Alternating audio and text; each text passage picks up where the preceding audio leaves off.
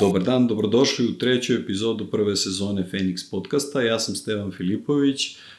Ova epizoda je meni možda najličnija i negde najdraža. I tu se briše ta razlika između javnog i privatnog, zato što se vraćam u 2006. i vraćam se u taj neki ključni moment koji me determinisao i život i karijeru, a to je ta neverovatna činjenica da smo imali sreću da upoznamo ljude koji su me inspirisali da uopšte počnem da se bavim kinematografijom. Autore Gospodara, prstenova, trilogije Gospodar prstenova, konkretno dobitnika 5 Oskara za te filmove, ali i za Avatara, za Narniju, za King Konga, mnoge druge stvari, ser Ričarda Tejlora, čoveka koji mi je bio prijatelj i mentor sve ove godine. On je pratio uspone i padove u mojoj karijeri i nekako uvek bio tu. I o tome i o toj velikodušnosti koja dolazi uz veličinu, a ne mora nužno, pričamo naširoko i izrazito sam zahvalan univerzumu što to prijateljstvo postoji i na ovom razgovoru. I went to the WETA workshop, which is quite unlike anything I've ever seen in my entire career. And they made everything you see in the film. They made all the armor, all the weapons. Richard Taylor, the man in charge, I think he's a genius. People often say to us, wow, how did you make Lord of the Rings? But, you know, the camera that we're filming with doesn't exist today unless there's been a lengthy progression of small steps to get to that model of camera. Same with any technician and any artist. It's just like Sandy will ultimately start it off in a small way, will ultimately go on to great things, learning as he goes. Like ourselves, we started off in a very small way, started off in a tiny little back room of the flat where we were living. Equally, the inspiration can come back the other way because we meet the likes of you and your team, people that with very little resource and very little mentoring are able to be self-inspiring and driven to undertake a project of this size and follow it to its eventual conclusion. Lord of the Rings indelibly stamped the culture of New Zealand on the world stage, and the only thing that can do that is mass entertainment like cinema. And in turn, you and your team will begin to stamp your mark indelibly on the world stage from your home country. And through that process, of course, we're all that much closer. You're a foreigner to me, I'm a foreigner to you, but through the medium of film and what we love doing, we've now become friends. And that's a great thing to find in this industry. So it's a pleasure to have you all with us. Cheers. And it is my honor and pleasure to introduce our first guest, Sir Richard Taylor, my dear friend. And Richard won 5 Academy Awards, 4 BAFTA Awards, and numerous other awards for his work and collective work of WETA Workshop on films like Lord of the Rings, The Hobbit, Avatar, Narnia, but many others, many contemporary films such as Dune, such as Alien, Romulus, etc., etc. But WETA is so much more than this. Thank you, Stefan. It's lovely to be talking to you and lovely to be talking to your audience. All those years ago, in 2006, a group of very young people from Serbia called you because we were so inspired by the extended edition DVDs and making-ofs of Lord of the Rings. And I call it my second university because I learned so much from them. And it really, Lord of the Rings was the big thing for my generation. It was like what Star Wars was to some previous generations. It sort of formed us as young and future filmmakers. And your honesty and openness in those making-ofs really taught us the craft of filmmaking because they were so detailed and so nuanced and so open. And that's very rare. And so I wanted to wait for an opportunity to ask you this question. Why in this world that is very transactional, why did you open your hearts and your doors to bunch of unknown kids from Serbia back then? Because you're just like us. It's that simple, right? I knew that we would become friends. There is this misconception that fans must be some something that you must keep at arm's length, but that's a ridiculous perspective, because invariably fans are enthusiasts that love the same thing that you do. So it's most likely that you are going to find great areas of common ground. And I've always felt like never keep it secret and never keep it safe, right? Share it. I only know what I know because of the books that I watched, the videos that I watched, and that I learnt from. And to make it secret and to protect it and to patent it, at some level crushes the ability to pass it on, right? You could argue that teachers are truly the only real immortals in the world, right? Because there's no such thing as immortality. People don't live forever.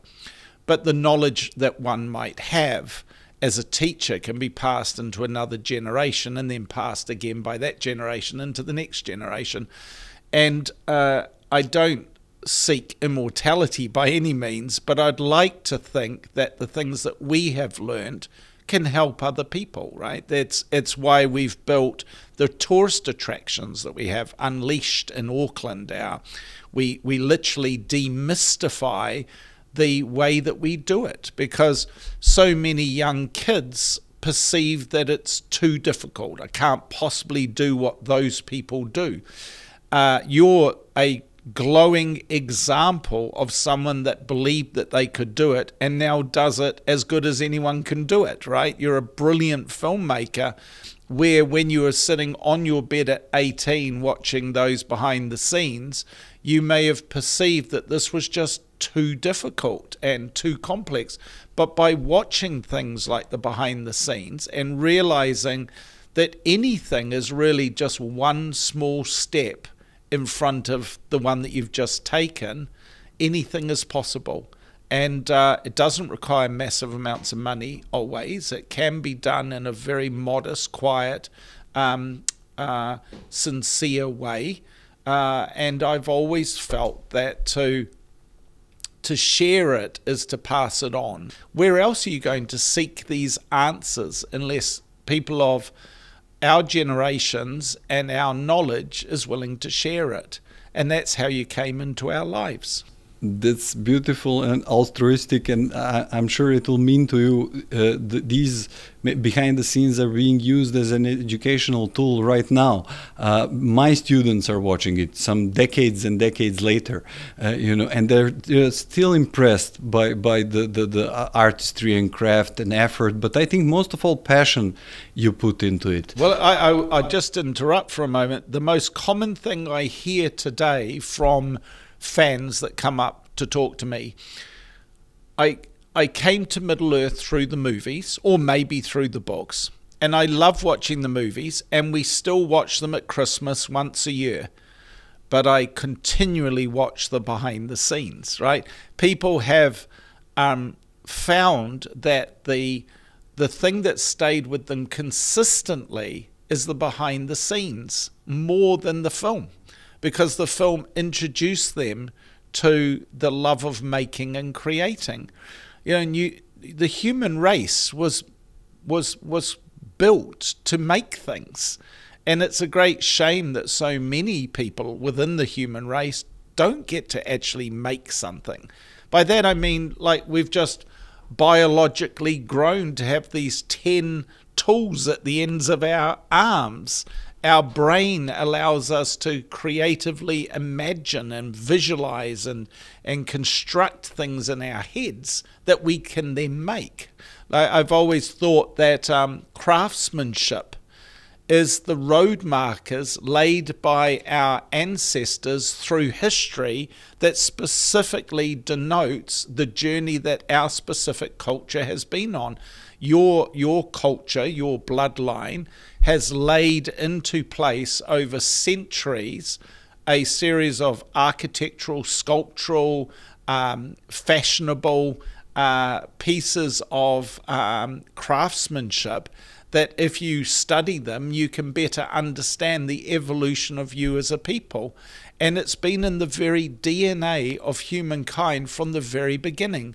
But in the last maybe Second World War, there has been a reality that so many people are disconnecting from craftsmanship, from art, from creativity, from the love of those things that make us human, the things that actually that light up our hearts, our lives, and our minds.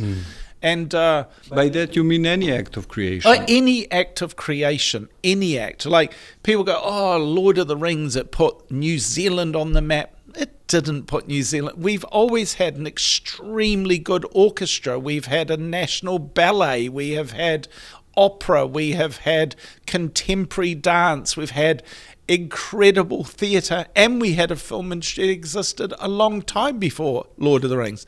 Of course, Lord of the Rings did bring attention to New Zealand and arguably put us on the creative map. But in some ways, it overshadows the other purpose within the other industries, in the other crafts. It's very interesting because a lot of like simplistic views offer us this idea that something came from nothing, but actually we are standing on the shoulder of giants and all of our predecessors, and like all that accumulated knowledge is then used to make something wonderful. But can you please tell us and the audiences what was the evolution of Richard Taylor up to the point of when you started working on Lord of the Rings? So what are maybe some key influences that you think shaped you as an artist or as a human being, whatever you prefer? I unfortunately don't have any magical story that with revelations and mentors, and my story is a very simple one, if you like. I'm an immigrant from England. My family came out from England when I was 4. My father was an aircraft engineer. My mother was a science teacher. Therefore, our house, we moved into what's called a share milker's cottage. So this is a person that milks the cows for the landowner, right? But we were just renting it as a place to live. Tiny little house in the middle of a field, in the middle of a rural district, mainly because my mother didn't want to be living in suburbia if we'd come halfway across the world and now we're living in New Zealand, right? She wanted to live in a land of milk and honey. And so we moved into this share milker's cottage. And to suggest it was devoid of art is to be an understatement, right? We had an old print of a constable painting that Mum and Dad had brought from England, and a couple of other very small things. So having this like intense creative impulse from as early as I can remember. My parents don't know where it came from. They don't know of anyone in our past that was so driven to make things. I just started wanting to make things, and I've always said, if you're born with fantasies in your head and you can't buy them blister packed from the local corner store or the toy store, you better well learn how to make them with your own hands. And I had these very free-flowing set of fantastical thoughts in my mind of dragons and creatures and monsters and whatever, and the tools I had to make them was very limited. There was a creek on the back, a small stream called creeks in New Zealand on the back of the property, and I discovered this squishy stuff in the wall of the creek. Of course, it was clay, it was mud. But I discovered clay, and I started to sculpt things with my hands. Very bad things, I sculpted the Loch Ness Monster. I sculpted the character out of Pink Panther. I sculpted dinosaurs. I did a triceratops, right, using little bits of stick as the armatures, and then sculpted them, and then I'd paint them. I still have photographs of these things. Super energizing for me, even though they may be fairly worthless. But I then had the good fortune of going to a closing down sale of a teacher's training college library where my mum had been training. And my mother gave me 2 $1 notes, and I was able to buy 2 things. I bought a old dog-eared print of the triptych of the Garden of Earthly Delights by Hieronymus Bosch. Wow. Right? And I pinned that above my bed. And that painting caused me to realize that running in parallel with my own life, because in that painting, as you probably know, is earth, heaven, and hell, right? And I didn't visualize them as being biblical. I just visualized them as, here's earth, and then through a membrane, which is just the line in the painting, is another world. And then there's even a third world. And I realized that running in parallel to my own world, my real world, was other fictitious worlds. And I could reach them through the membrane just by lying back, closing my eyes, and dreaming, right? It's so obvious and so simple a concept, and maybe today every kid gets that. But growing up in a small, there were only 14 families in the district I grew up. We weren't going off to the movies every week. Television, there was only one TV channel. It was black and white. It started at 11 in the morning. It finished at 11 o'clock at night, right? There wasn't any great ability to access this understanding, but this clicked for me. The other thing I bought was a black and white photography book, and it was of an unknown sculptor in an unknown land, but it was filled with these amazing sculptures. And that book became became almost a Bible to me. Like, I started trying to copy the sculptures. When I started WETA, I started teaching people out of the book. I hung pictures of the book on the wall. So important was the book. Just jumping forward 35 years, 40 years after I got that book, by total coincidence, I met the sculptor that did the work in the book by accident in the streets of Chengdu in China. Wow. And he became a close friend. Anyway, Thunderbirds, the television series, was hugely influential on me. Reading The Hobbit, when I was in, I got a copy of The Hobbit and I read that. Okay, so you did get introduced to the world of Tolkien before. Through The Hobbit. Through The Hobbit. My reading age was poor when I was a young kid. I don't know that I had dyslexia. My mother used to say that I was dyslexic. My writing was a mirror, back to front, and I couldn't read. I couldn't I couldn't recognize sentences.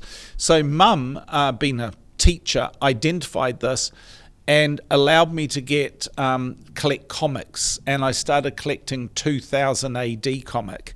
I got 2000 AD from the first edition, and I used to voraciously read these comics because I could put the pictures to the words and start to unpack what the story was. And so by the time I was in my early teens, I was reading Herman Hesse, Graham Greene, I was reading The Power and the Glory, I was reading significant literature above my age, but pre that I couldn't read Lord of the Rings. I didn't have the skill. So I entered Middle-earth through The Hobbit, which was a really great place to start. And there's a number of other influences that you have in your life. Interestingly, very few of them human mentor-like. That came way later. But my wife and I left home when we were 17. We had already met when we were 13, and we came to Wellington together when we were 17. And moving to a city, starting to study at a polytech, and I discovered 35 other people into exactly the same stuff I was, right? Into creativity. And I didn't even know these people existed in New Zealand. And then around me was a whole university, and there were 2 classes older than us or more advanced than us. And there was a fashion school and an industrial design school and a photography school. And I was like, all these people have been in New Zealand all this time and I didn't know any of them. It was crazy, right? At school, the only thing I could visualize for my creative drive was theatre. I wanted to get into the theatre. And the last 2 years of my schooling, I based entirely around my love of Shakespeare. And I did I took the story of Macbeth and I did a 2-year theatre development process where I designed the staging, the lighting, the costumes, the publicity, made a bunch of the costumes, built the stage, lit it, painted up the promotional material. My poor wife, at the time girlfriend, had to dress up as Lady Macbeth and I'd take photographs of her for my portfolio. But I got the opportunity for an interview at New Zealand's largest theatre called the Mercury Theatre. I'd been at the art gallery in Auckland drawing pictures, and the gallery executive came up and introduced himself, and he asked me who I was, and I told him, and he said, "What do you want to do?" And I told him, he said, "I know the chief executive of the Mercury Theatre. I'll organise an interview for you." So I took a 1.5 hour bus trip, arrived an hour early, like 8 o'clock in the morning in central Auckland, and I sat on the front steps of the Mercury for 12 hours. I went home 7, 8 o'clock at night. I actually cried, right? I'm not a soppy individual, but I actually cried because I figured the guy just couldn't be bothered turning. I probably got the wrong day. I was probably even at the wrong door, but I couldn't figure that out, right? I just thought I'd been rejected. So I went, well, bugger it to the theatre. I'm never going to do that. And I turned my back on it and never went back. And the filmmaking community is very great. Oh, yeah. So that's sort of the inception story, a very simple one, turning up in Wellington, doing our studies, building our own workshop in our flat. You know, there's an interview with Peter Jackson where he reminisces on coming and meeting Richard and Tanya for the first time and walking into their bedroom, because our first workshop was on top of our double bed. We used to have a sheet of custom board, sheet of MDF that we put under the bed. We'd lift that onto the top of the bed and we'd build everything on that bed because it was the biggest surface in the flat. And he talks about stepping into our bedroom and smelling the same stinking resin and rubber smell in his own bedroom, right? Because we used to just make fiberglass molds and rubber latex puppets in this bedroom. Terrible. But then we got a little workshop. We moved 9 times, got our big break on a television series. I was sculpting Oni and Margarine at the time. No, I don't think anyone does. I used to write to the grandfather of makeup effects, a very famous makeup artist called Dick Smith. Beautiful man, right? And he did. He won an Oscar for Amadeus, amongst many other things. And I would tell him about sculpting Margarine. He never reacted in the letters back because he obviously didn't want to tease me, but I wrote as if everyone in the world must use margarine. And then I went to a makeup convention 5-6 years later, and he goes, "Hey, it's the margarine guy." And at that point I realized that I might be the only person in the world working in the effects industry sculpting margarine. But his work was amazing. I mean, we were talking about mentors, but they're conscious and unconscious mentors and accidental mentors. And for example, just seeing Amadeus, I guess, and seeing Salieri's makeup, old age makeup, which is for me one of the most sublime old age makeups ever created. Put on screen. And I think it would be known as one of the most sublime. Yeah, I teach it to my students. I just show them because the attention to detail, the eyes, the foggy eyes, how they figure out they can't do the neck, so they cover the neck. The crepey neck. Yes, yeah. And then even the hair on his face, and even his teeth and his fingers, and everything is so perfect. It's really inspiring just to see something like that.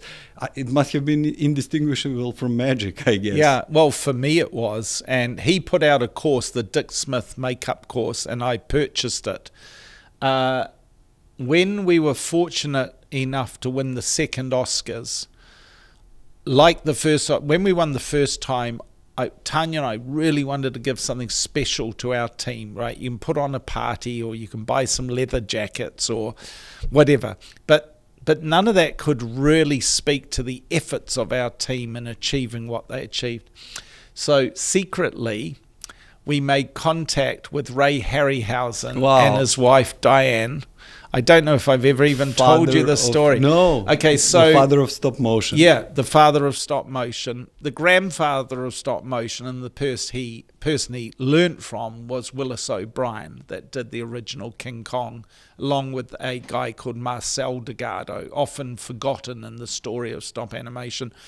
But Ray joined Obi, as he was known, on Mighty Joe Young, and Ray became the world's leading stop animation expert, and therefore arguably the greatest practitioner of the type of stuff that we wanted to do and the type of stuff we do, which is creating fantastical characters. And Tanya and I had written to Ray years earlier and asked if we could come and visit, right? And because I was fascinated by Ray, and he wrote back to us and said yes.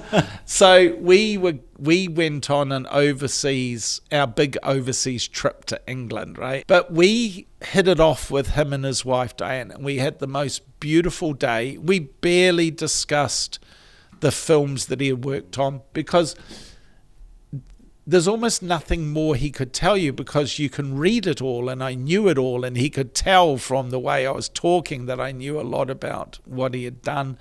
So we spent most of the day just talking about their travels. They'd just come back from Easter Island, and they said that they always wanted to visit New Zealand and so on, and they spent the day, they put on lunch and then dinner, and we talked into the evening, and he's the largest collector of Gustave Doré's paintings and etchings, mainly etchings. He had a massive painting on the wall. And, of course, Gustave Doré's biblical etchings inspired a lot of the cinematography in King Kong. And we used Gustave Doré's art as direct inspiration for when we did King Kong, because we were trying to really copy a lot of what Willis O'Brien had done. And so when we won the first Oscars, and I always think about collecting Oscars for our crew, not winning them myself, right? You've seen that we've taken the labels off the Oscars because it says Richard Taylor won the Oscar, and I don't think anyone really wins an Oscar. I think you collect it for the collective team of people. So we rung up Ray and Diane and asked them if they'd come to New Zealand. We'd fly them out. This would be the cost, and we would put them up for 3 weeks. 1 week they could journey around New Zealand, and for 2 weeks they would stay with us and come into work. I thought maybe they'd come into work for 3, maybe 4 times for a couple of hours each time. Ray came in every single day. Wow. And he just sat with our crew. Our crew taught him things. WETA Digital's crew taught him how to do digital animation. He talked to us every day about the way he made his movies, about his puppet making techniques. We were working on the 1996 version of King Kong. The audience can't see it, but just outside this window is a sculpture that myself and my colleague did of Kong fighting 3 T-Rexes. I'd just done that when Ray turned up. So we were building stop animation puppets, because the original King Kong that we were going to do in 1996 was going to be all stop animation, because digital effects weren't advanced enough. And on the last night that he was, the next day they were leaving, he agreed to do a presentation to all of our crew in the cinema that we have here at work, that we built when we first bought this building. And we'd we'd figured it would be 1 hour, 1.5 hours, maybe 1 o'clock in the morning, 5 hours after he started. And remember, this was an 81-year-old man. Yeah, I was just about to ask how old was he. Yeah, and 81, and Diane had fallen asleep on my shoulder, right? She'd been asleep for like 3 hours, and it's just because there was this outpouring of interest and questions to Ray. Anyway, it was beautiful, beautiful evening, and it spoke to the generosity of him. We then won 2 years later and collected 2 more Oscars for our crew. And Tanya and I, how do we outdo Ray Harryhausen, right? Who on earth could we invite? And we invited Dick Smith. Wow. He had been retired for a number of years, and he thought that he had literally fallen out of the conscience of the world's film industry, and people didn't know who he was anymore and didn't care about him. And he had actually become almost hermit-like in the house he was living in. He'd given up making things. He was he was in some ways just accepting that old age was going to lead to end of age, right? And so it took me a lot to convince him to come, because he had to come out by himself. But we asked our national airline, Air New Zealand, who we do a lot of work with, we fly a lot with, if they would put someone hosting him across the world from airport to airport, aeroplane to aeroplane. He had a very long trip from New York. And eventually he turned up in New Zealand. I picked him up at the airport. I only had a little light ace van, and he hopped into the front seat of the light ace van, and he was tired, I could tell, and he was in his 80s. And I drove him through Miramar. The airport's just 5 minutes from our workshop. And I pulled up at the front here, and the whole of our workshop was only about 170 people at the time, were all lined up waiting for him. And as we pulled in, our whole crew just burst into cheering and clapping. And I looked over at Dick, and he just started crying in the front seat of the car, going, I didn't think anyone cared. I didn't think anyone cared anymore. Because he's such a legend. A legend. In Serbia, people know of him. And, he's a legend. Everybody who is into filmmaking. And it's strange how we perceive ourselves and how others perceive us, and how our legacy is something that cannot be controlled, and maybe has detached life from our lives. I think often you don't think much about your own journey as much as other people think about it sometimes. I'm surprised. I still am surprised. It's sort of been a bit gauche to suggest you're surprised, but sometimes I'm really surprised when people come up and tell you how much impact you've had on their lives, and in the obscurest of places. Like, I've been working in China for 26 years now. I go up on average 1 week every month to China, chasing work, doing jobs. And obscure rural parts of China, I've had people come up and go, oh, you're Richard Taylor, I've seen you on the behind the scenes. Oh, you had such an influence on me. Oh, you've got such a funny accent, can you speak like you speak on the video? And it's like, oh God, it's amazing. But anyway, Dick spent 3 weeks with us as well. Wow. He ended up staying with Tanya and I, and Tanya would cook him home-cooked meals and make apple pie, and he'd say he hadn't had apple pie cooked at home since his wife passed away. And is this world of sharing, of generosity, of that kind, is this a bygone era, or we still have hope? That's a really good question, because I actually worry it's a bygone era. Dick Smith shared it with me and other people like him. Ray Harryhausen, of course, shared all of his shared a lot of what he did, but Dick specifically. So who am I to then build off Dick's legacy and then not share it?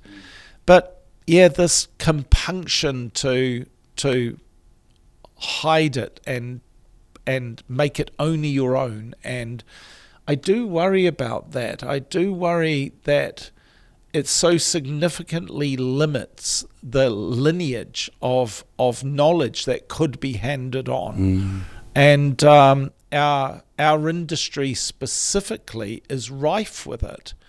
Thankfully, the practical effects part of the film industry is to some degree, an enclave of very like-minded, very spiritually similar fanatics, right? They're kids that grew up making this shit in their bedrooms and turned their hobby into a career.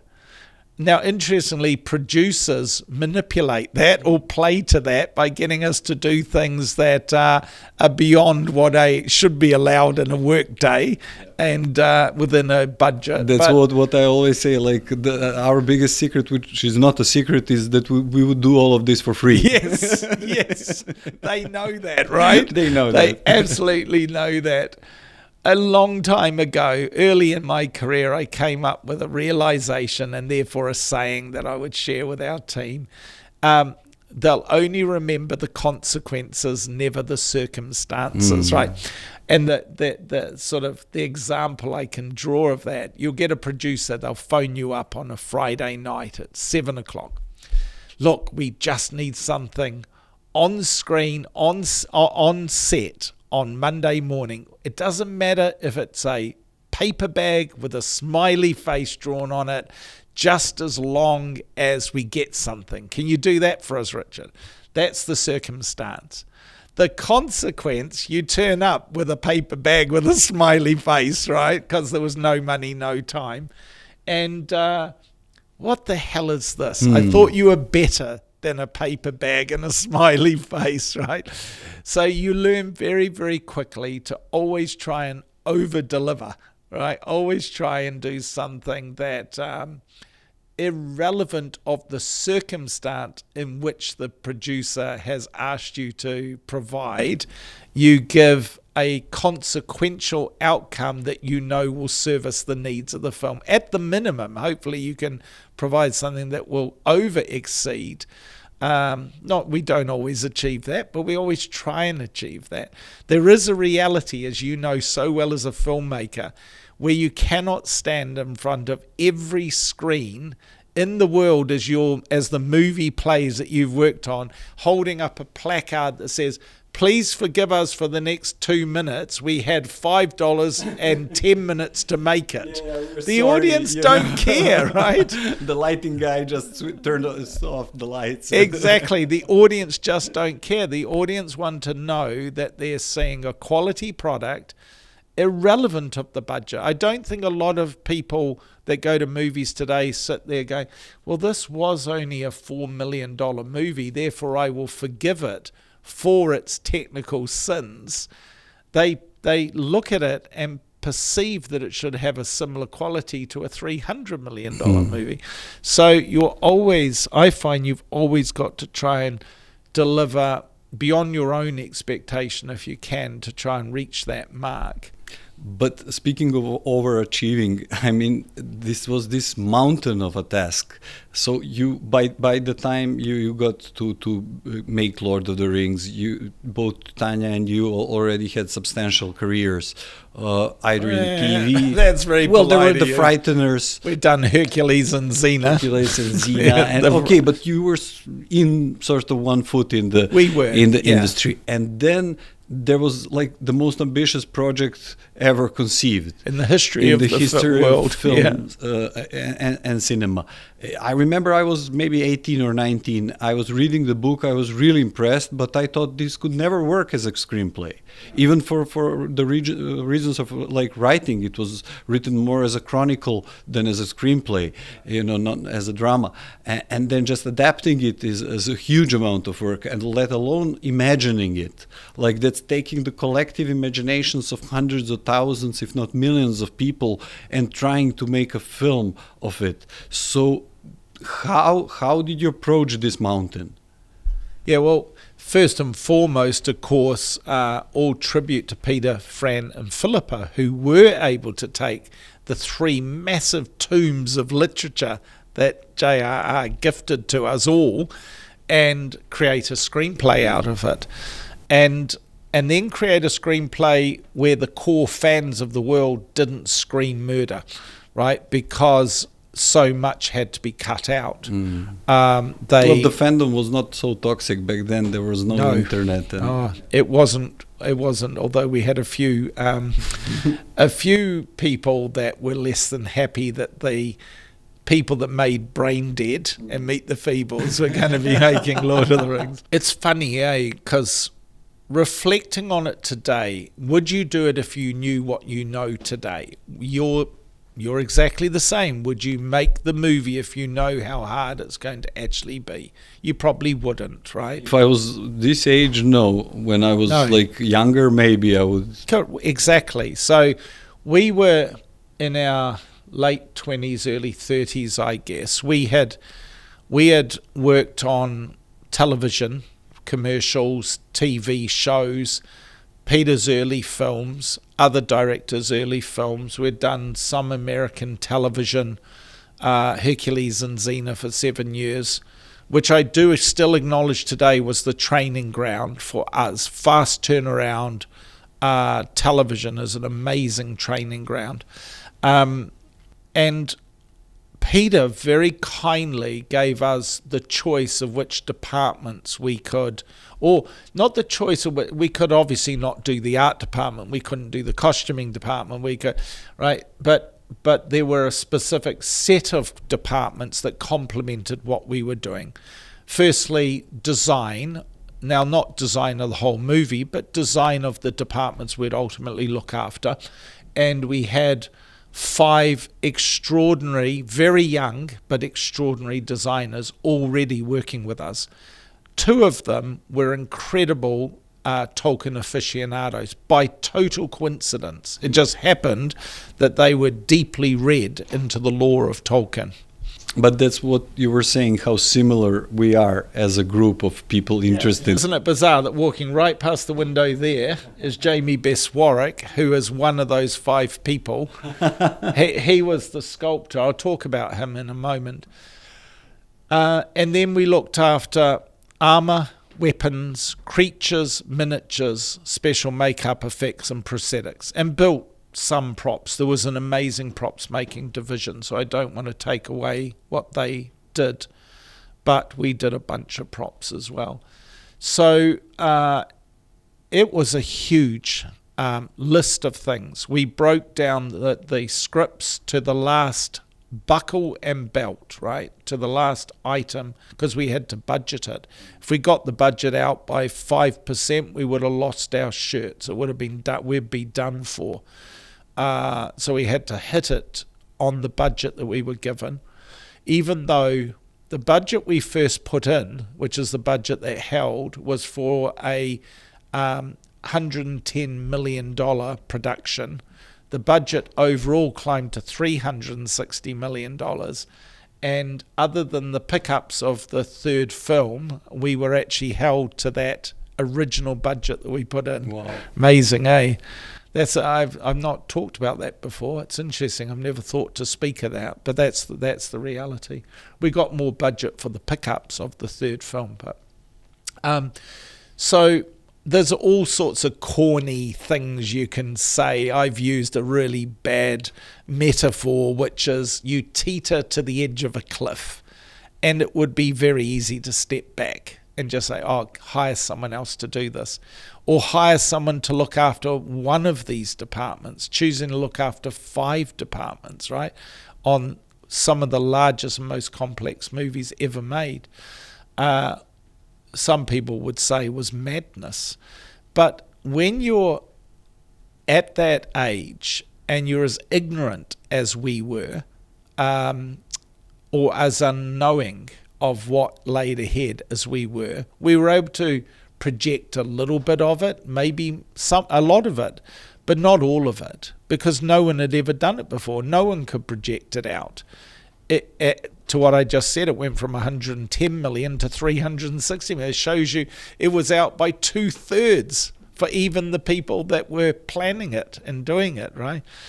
And also a big challenge was that, well, I won't call it a challenge. I actually could consider that it's a blessing only 1/8 of the people that we ultimately hired, 26, 28 people, had ever worked in the film or TV show before. And if you think about that, the metaphor I've used before, imagine building a skyscraper in the middle of a city. Let's say a skyscraper has about the same number of years and number of people that we hired to build it. You could build a skyscraper over 7 years with the sort of number of people that we hired. And only 1/8 of the builders and architects and engineers and electricians standing at the bottom of this empty slab of land has ever worked building a skyscraper before. That's the situation we were in, because there was the film industry was just too small in New Zealand. And so the people that we already had was almost the total collection of people we could hire that had any knowledge on what to do. So we hired people from every imaginable walk of life. And as I still list today, it's very worn now, me saying this, but passion, enthusiasm, tenacity, and then talent, right? Passion, enthusiasm, and tenacity are the three critical items that we looked for. People that were super passionate, what's in your heart, the ability to get up every morning with the belief you can do it. Enthusiasm, which is the drive to just do it. There's shitloads of passionate people in the world. You meet them in your university course every day, but they may not have the enthusiasm or the tenacity to actually pull off the end result. So we're looking for people that have got the drive to see out the day and then tenacious. It's very easy to be passionate and enthusiastic for the first 7.5 months, maybe the first 3.5 years. But when you're in the 7th year and the 14th day and the 6th hour, right, and you haven't slept well for many years, that's where you've got to test the mettle of the person. I've often said to my colleagues here, you can't really test someone until the hours of 3 to 6 in the morning. Up until that point, up until the hours of 2:59, people can act. They can act as if they're enjoying themselves. They can act as if they are passionate and enthusiastic, right? But as you know, the hours from 3 to 6 in the morning, when you're dribbling from the corners of your mouth, and you're wearing your nightgown to work, and you're, oh my God, You haven't slept or ate or eaten, because you can't eat because you're constipated, right? But how did you inspire people, and that meant so many people, to be like the best versions of themselves for so long and produce stuff that seems like the level of quality of every single thing that we saw in Lord of the Rings was like it was the best artists from all over the world collected in one project? No, it was only a very small number. I think 4 or 5 people from around the world ultimately came and joined us by the end of the production. The rest were just a bunch of Kiwis. Wow. But that's it. That's how, because it was a bunch of Kiwis. It doesn't mean that other companies and other countries couldn't do it. Of course they could. They just wouldn't have done it like we did it, right? And by as much as I mean, when you have a group of people that haven't really done this type of thing before, Tanya and I certainly haven't. I don't have any magical business management or people motivational tools. I wish I did. I wish I was a skilled motivational speaker and a skilled motivational leader. The only tools I really know how to use is lead by example. Work harder, do more, be more enthusiastic, more passionate, more driven than any other person, and maybe people will try and emulate it and follow you. I think you're right. This proved true in the hardest of situations for me in the filming. You share the same DNA. That's why one of the reasons you and I are so connected. If they feel cold, take off your shirt, and then lead by example and show that you're insane about this project, that you're willing to go over the cliff. So the point, almost. though, being that nothing should be below you. Nothing should be above you.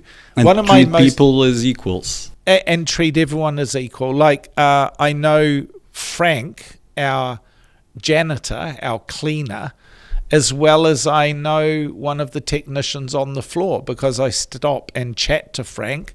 I invite him in to give an opinion, because why shouldn't he possibly have an opinion that's as good as someone else's opinion, right? But then there is a superpower, and it's kindness, and it's treating humans as equal to yourself. And in this world and in this age, it is a kind of That's of good a of you. secret. I'm not sure that everyone that's worked with us would consider that it is kindness, because also you have to have drive. Like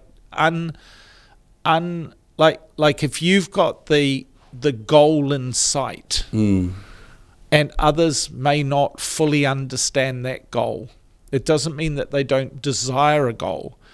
But if you're the one that's been talking through the storyboards with the director, understanding the story, what the expectation is, you're trying to communicate to the crew that when this movie comes out, it will be judged against the Parthenon of films, right? Against Lawrence of Citizen Arabia. Kane, right? Yeah. Now, that sounds very lofty, and I at the time didn't know whether we could achieve that or not, but I needed to go into every day with the perception I was trying to achieve that. Otherwise, you're unjustified in your custodianship of Tolkien's writing. Never mind Peter Jackson's vision and mind and desire to allow Kiwis to make this. He could have hired in effects companies from around the world to come and do it, but he didn't. So you've got to attribute that trust with your own effort. Now, lucky for me, I was doing all of this with my life partner, with my yet-to-be wife, but my life partner, and she was equally as driven. And so it meant that we could socialize as a couple in the work. That's a very important component. If you had a spouse and possibly children at home, and they are a ticking clock of which you have to stamp out and stamp in, that would make things significantly more difficult, because careers of passion are selfish to family.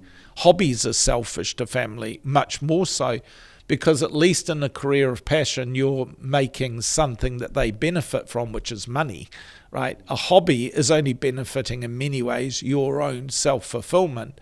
So I'm exceedingly conscious of that now that I actually have a family. But back then we didn't, and the two of us were united in our... I never had to say to Tanya, come on, let's just hit this next day with passion and enthusiasm and tenacity.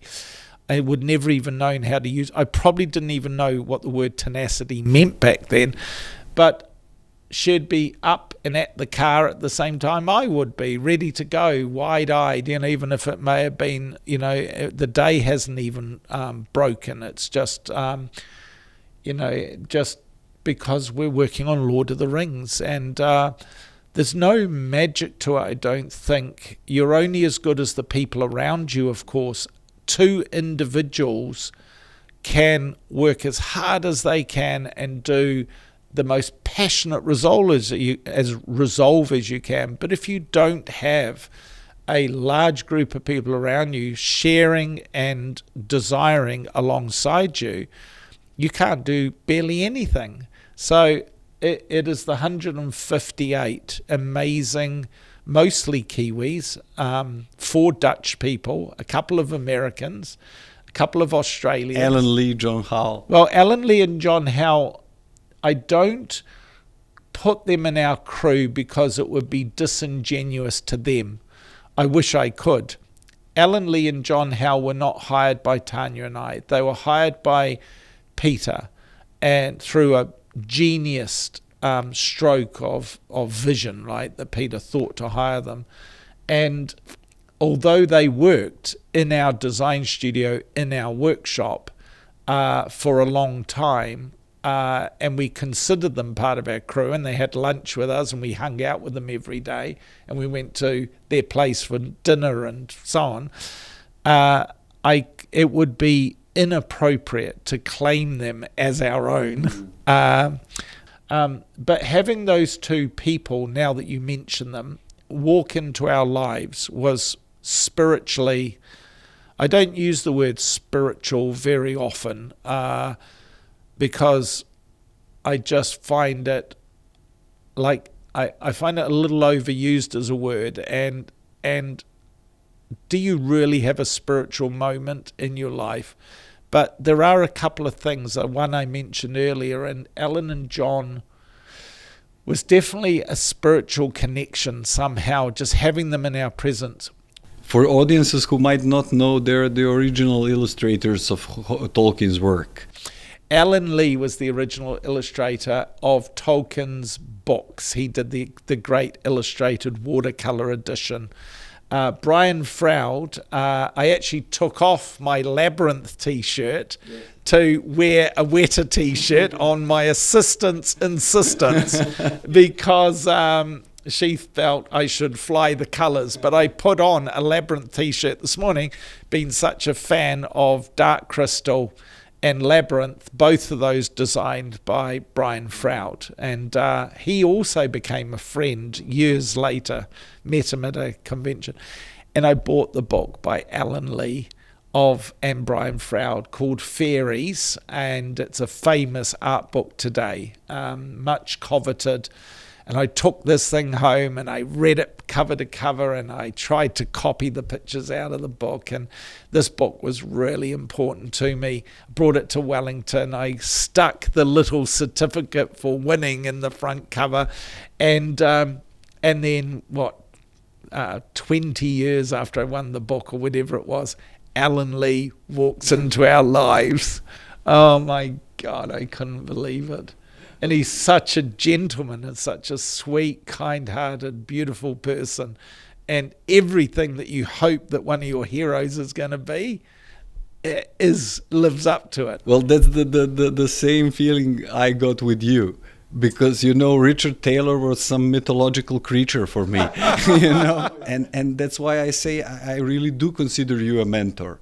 And all over these years, you have been like in both in the hard times and good times, the mentor that offer words of wisdom and like speak truth to for example, I remember coming the second time with my film Skinning, and then you said, okay, you were a bunch of nice kids the first time you came, now you're colleagues, and now you have to behave like colleagues, and that was like a life lesson to me, because you don't meet so many people that have achieved so much and that are so kind to share that in your life. But speaking like I teach Joseph Campbell at university, and I say always it's not about some stories, it's about our lives. Our lives are structured as the classical monomyths, basically, and we don't maybe have all the phases, but certainly some phases. What was the darkest hour for you in Lord of the Rings, in the process? As you say, 7-year-old process, when you thought it was impossible? I just quickly say, you started off as a kid in our lives, you then became a colleague, and now you've become an inspiration. Wow. Right? You became an inspiration a long time ago, but I knew when we met you. I didn't know before I met you. I invited you out of good grace. But by the time we saw Skinning, I knew that you would become a great inspiration to many people and to me likewise, right? Isn't that a lovely thing, right? It's so nice to be able to pass it on, pass it up, pass it down, whichever way. So, I've been asked the question that you've just asked me a number of times, and I think it's going to be a very quick answer, because the honest truth is, and as I've said a dozen times in previous interviews, because I get asked this question, there wasn't one. There simply wasn't one. It wasn't that it didn't probably get dark, and it isn't that it didn't get immensely challenging, but I was definitely born with rose-coloured spectacles, right? I live in this almost giddy state. Some would argue it's nearly fanatical. It's not fanaticism at all. I just love what I do, and I love doing it with a level of enthusiasm and enjoyment for what I do. I never acknowledged or recognized that it got so dark that I wouldn't want to be doing it. I never came close to that. There were some moments where personnel were burning out and finding it really hard, and that was heartbreaking. And because you never want to put anyone in a situation that they feel uncomfortable or lacking enjoyment or would prefer to be doing something else. But the unfortunate thing in the career that I do, the same career that you do, right, where you're leading, not following.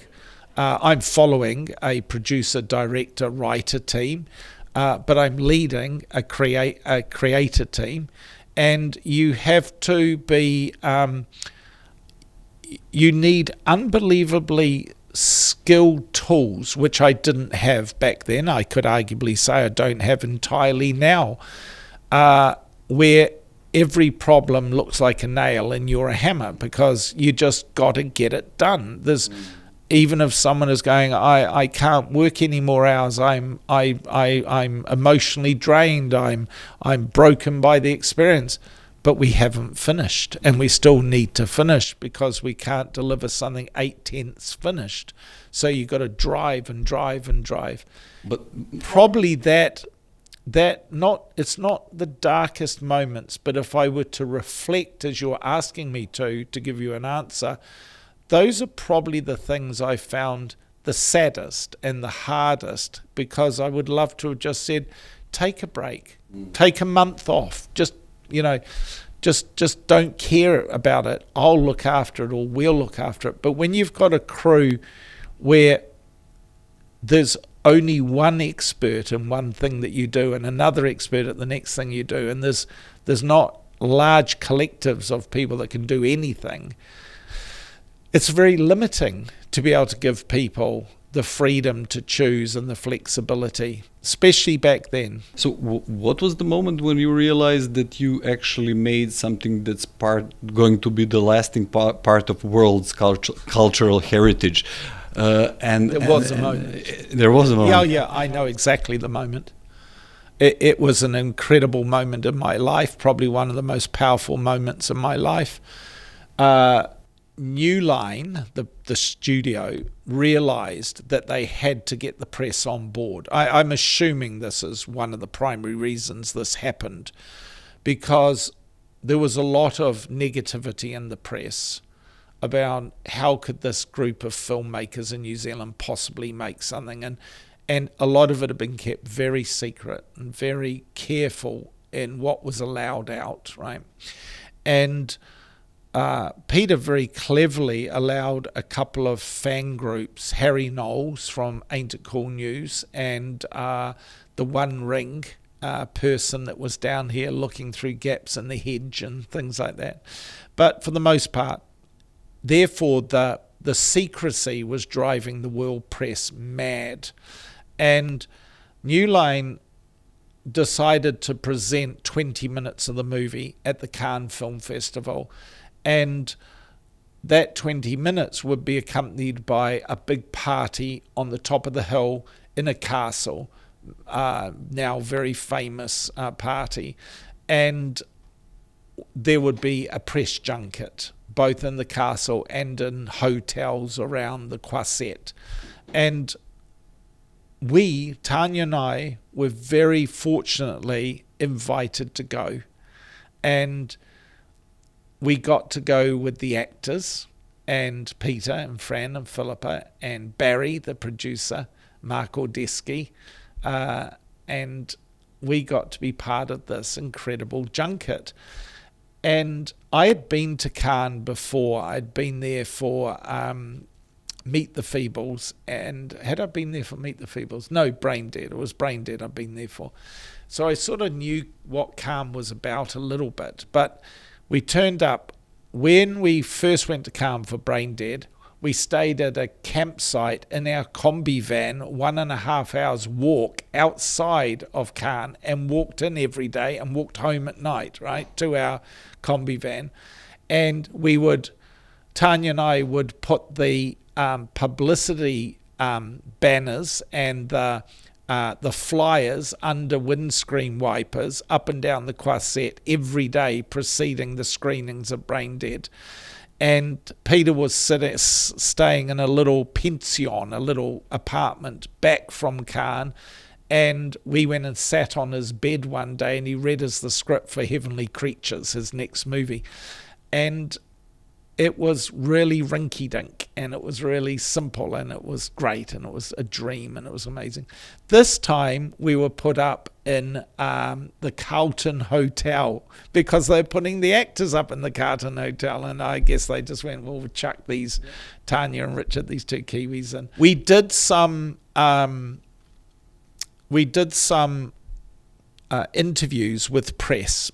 Barry and I often teamed up, and I got to sit with Barry, and there'd be 10 press, and that Barry and I would get asked questions, and you'd spend an hour with that 10 people before moving on to the next 10, the next 10, the next 10. There was hundreds and hundreds of press had been brought into town, and that's where I got what I love is my most famous question that I ever got asked on, because you often get asked, what's it like working with Liv Tyler? What's it like putting feet on the hobbits, right? These are the two most common questions. But this young Japanese woman, she hadn't asked a question, and out of this group of 10 other journalists, because you could tell she was super anxious about being seen to ask a question, and she was obviously thinking really hard about what was she going to ask, and she sort of puts up her hand like this, and I could see it was directed at me, and I said, yes, please, what would you like to ask? Because I was feeling nervous as well, it was the first time I'd ever been in this type of environment. And she goes, Mr. Taylor, are you embarrassed that you plagiarized Gollum from Dobby? because Harry Potter had just come out, right? Oh, I thought it was after. No, and she didn't know anything about Middle Earth and didn't understand that Tolkien had written the canon of fantasy characters. And of course, you did previews of Gollum a long time ago before the film. Of course, and the author of Harry Potter was obviously inspired by Tolkien's writing, so I thought that was super cute. But anyway, a lot of the questions were negative. How did you have the belief that you could do this? Surely a bunch of Kiwis, right, this sort of stuff. And so finally it arrives on the day of the screening, this 20 minutes, and it's in the biggest cinema at Cannes, and I think it sits 2,000 people. It's huge, right? Huge. And they're all press. And all the most snobbish people in the world. Yeah, there's a small number of us. And yes, I'm anxious beyond belief, right? I'm as we say, shitting bricks, right? And you can just tell by the atmosphere in the room, there's this sense of, oh, here we go. Let's see what they've done to embarrass themselves. This may be a bit harsh, but I've talked to other people that were in that room who agree that you could sense this sort of, we call it tittering. Silly people to even try, right? How good can this possibly be? This sort of thing. And to some degree, fantasy movies up until that point, gross generalization, but a lot of fantasy movies always ask the actor to wink at the audience, right? Just buy into it. I'll get you to the end. If you just hang on and suspend your disbelief, we might get there, right? So there was some level of that. And then it played. and this 20 minutes played, and there was Frodo jumping onto the cart next to Gandalf, and the race down the Khazad-dûm stairs from the Mazibul Hall, and the crossing of the bridge, and the arrival of the Balrog, and I can't even remember what else there was. And anyway, it finishes. The credit rolls, a thank you from New Line and Peter, whatever the credit was, I can't remember. And the lights come up, and there still isn't a single clap. And I'm naive enough to think, bugger, we've cocked it up, right? And but then someone goes, and suddenly, and people rose to their feet, and people are yelling, Wow. shaking their hands, clapping. Some people cried, Wow. right? And because a lot of the journalists are literary-minded people who have an invested interest in wanting it to be good, and they were amazing, right? And it was almost, no one obviously got carried out on people's shoulders, but you felt like you were, and this weight fell off me, and I didn't want to I wanted to fly home immediately to tell our crew how good this was, how special this was. And it was that moment, as the clapping started, I went, this is why we've done this. This is why we work so hard. This is why it's so important. This is why we got to keep driving forward. The only sad thing is I couldn't have had 156 people sitting next to me and Tanya, because you got to go home and tell the story, right? Which is never the same as being there in person. That's amazing. But it was a moment, and it was the best moment. And it did change the world and touched the hearts of so many people. And then you win 5 Oscars, and then you do King Kong, and then you're at the top of the world. And how really, but maybe how do you go from metaphorically. that? How did it feel like the hobbits coming back to Shire and nobody understood what they were actually doing? That scene is very striking for me. It always was in the books. I know. No, it wasn't like that at all, because New Zealand made these movies, right? Peter Jackson obviously made these movies. It's silly to suggest otherwise. But even he, I think, would acknowledge that New Zealand made these movies because the country got so behind the desire to prove that these movies could be made here. So when it all ended, I was talking about this to someone just this morning, to the woman, Frederica, that you met.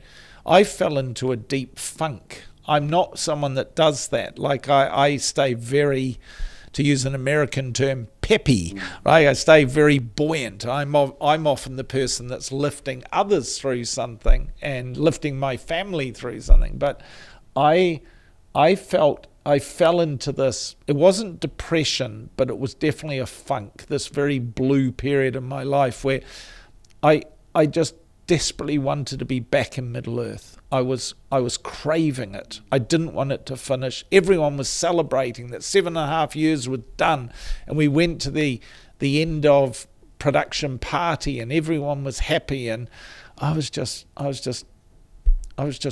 sad that it was all over, and I didn't want it to be over.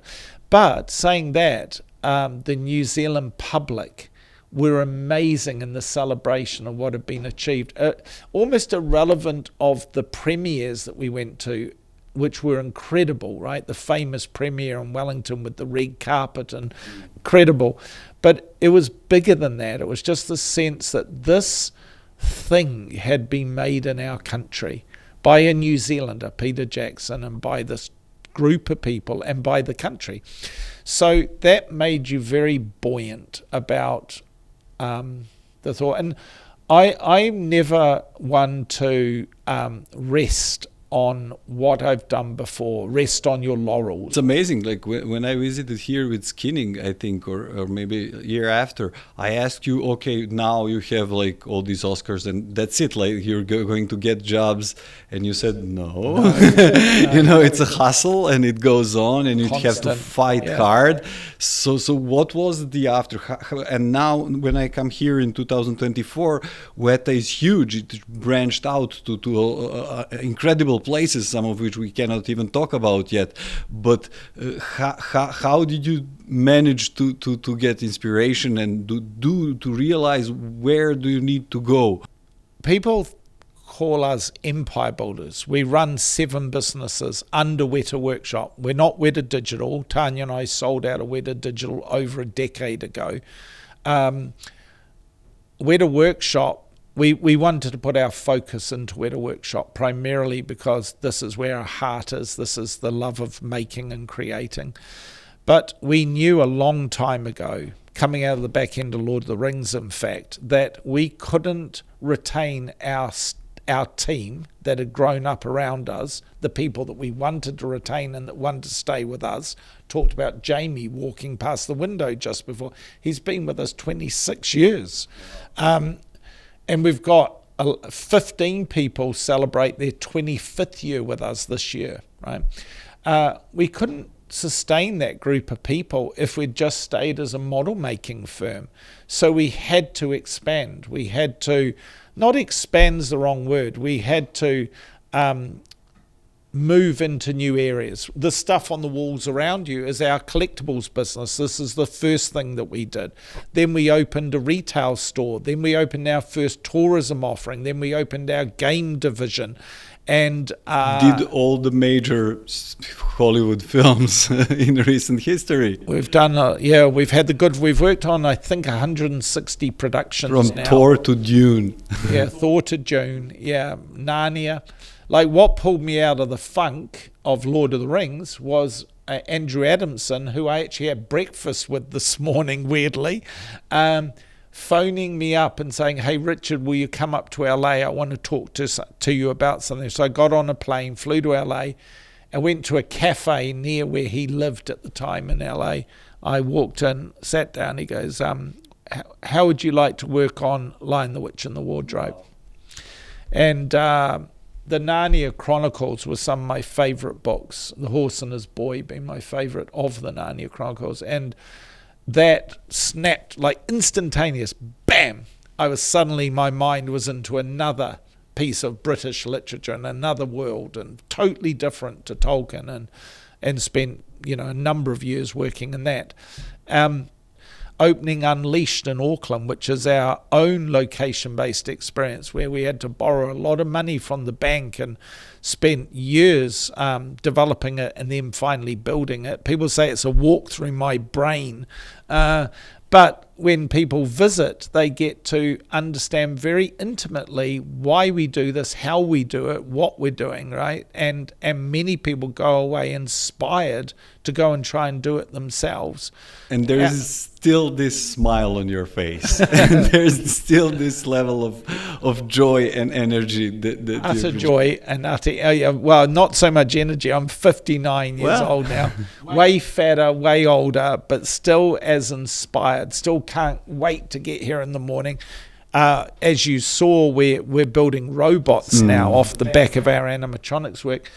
The robotics work we're doing inspires me to get into work more than anything else at the moment, because it's pushing the very edge of what we have been doing in our careers and what I love doing, which is bringing creative characters to technology and puppetry and making and creating. So, and my wife and I continue to do this together in the workshop every day. We can get joy out of this as well as possible. So, and in the end, like, what's your message to young people, especially like in troubled countries like Serbia, how to find hope and inspiration?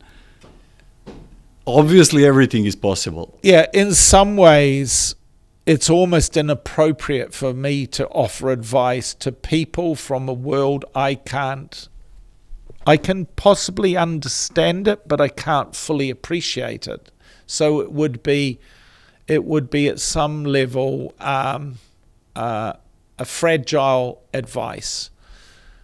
But what will win through this madness? I have 4 tenets that I operate. Very simple, not read in a management book, just 4 tenets that I like to think about when I think about what I do. And only last year did I share them with our crew for the first time, because they're sort of corny and I've not sort of wanted to share them, but they write for me. And those 4 tenets are love of oneself, love of what you do, love of who you do it with, and love of who you do it for, right? So relevant whether that is a family unit, whether it is a director on a movie, whether it's a person running a company like WETA Workshop, whether it is the mayor of a city, a politician, or a president of a country. Look at how many presidents in the world don't love themselves. They're questioning their ethics. They're questioning their motives. They feel dirty in their own skin. How the hell can they love others? How can others love them if you can even see it, even on television when you never even met them, right? That they have self-loathing as their primary emotion for themselves. They may have massive ego, they may have massive power trips, but underneath it is self-loathing. So if you don't love yourself and have pride, how can you take yourself forward in the ethical way that you need to inspire others? And love of what you do. Amazing how many people in the world sadly don't have a chance to love what they do. You've engineered a career to make what you love doing. I've done the same. There's been many opportunities offered us through our career that probably would have made much greater financial sense, and we've chosen not to pursue them and gone down other avenues because they've given me a much greater love of what we're doing. Of course, and then you've got to love the people you work with. Just step out of it and leave if you don't. It's that simple. But if you can't get on with someone, take the high ground. Always take the high ground, right? Try and elevate yourself above the pettiness of the situation. Shake hands, have a conversation, and find a way to get on with the person you're working with, and then loving who you're doing it for. You've got to love your audience. You have got to love the people that are consuming what you're doing. A lot of my career today is not working in film. Maybe about 30% of my work is on films. The other work is spread across running this business, but the primary thing I get involved in is location-based experiences, museum exhibitions, immersive exhibitions. Why? 59 years old, I've been doing this for 36 years. When you work on a movie, everything that you do is seen through someone else's filter. That's great. It's often improves your work. More often than not, it improves your work. And you get to work on things that polish your star. You get seen on the world stage. But having reached my early 50s, maybe just before my early 50s, I realized I wanted to put my own creative neck on the line. And when you build location-based experiences, there's no filter to hide behind. It's raw, it's in the immediate, and you have to deliver to an audience who are going to inspect every detail of what you've achieved. So my career now is significantly inspired by immersive experience building as much as it is by film. And that's been a very fulfilling transition for me, especially because we've been able to make a really inspiring career for a large group of people here in the workshop, working on projects, in fact, all over the world. And that's great. That's maybe what would, art can inspire anything. Every time it's dark in the world, turn to the arts. Turn to the singers, the dancers, the musicians, the sculptors, the painters, the philosophers, the writers. There can be light found in the dark in those things. Thank you. Thank you.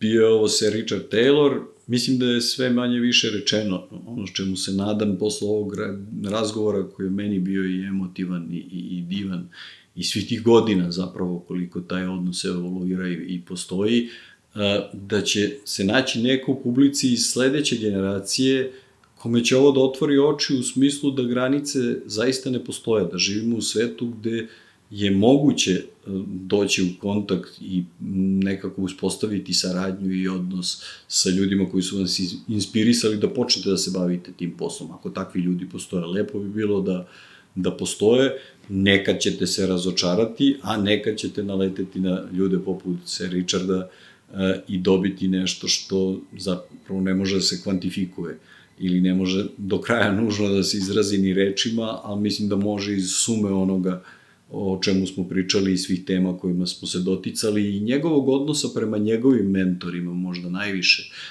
i ljudima koji ga nisu poznavali i on njih nije poznavao, a od kojih je učio i koji su posle nesebično delili znanje. Mislim da iz svega toga može da se izvuče jedna jako lepa povuka i inspiracija za to kako ne postoji u stvari nikakve granice sem granica u našim glavama.